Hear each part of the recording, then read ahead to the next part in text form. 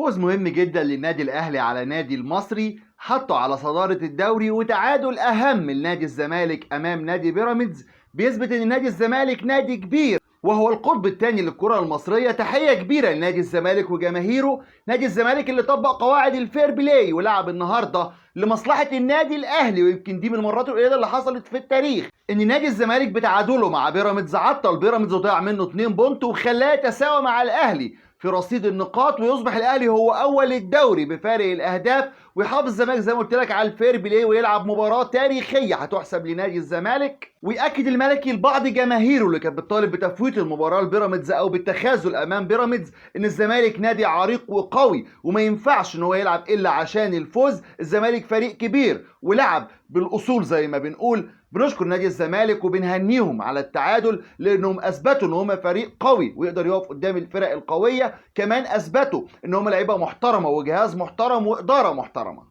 نروح بقى سريعا للنادي الاهلي، قدر انه يفوز بهدف للمتالق وسام ابو علي وباسيست من المغربي رضا سليم، حطها له عرضيه بشماله ركبها وسام ابو علي ومن الوضع طائرا حطها على شمال حارس مرمى النادي المصري عشان يكون هدف اعتلاء قمه جدول الدوري زي ما شايفين حضراتكم. وزي ما قلت لحضراتكم من فتره قريبه ان الاهلي هينهي الدوري وبفارق على الاقل 6 نقاط عن بيراميدز. كمان الزمالك هيخلص ثالث ان شاء الله، بقى بينه وبين المصري 3 نقط بس وبقي له 3 مباريات فرق عن المصري، وبالتالي الزمالك خلاص تقريبا ضمن المركز الثالث ان شاء الله.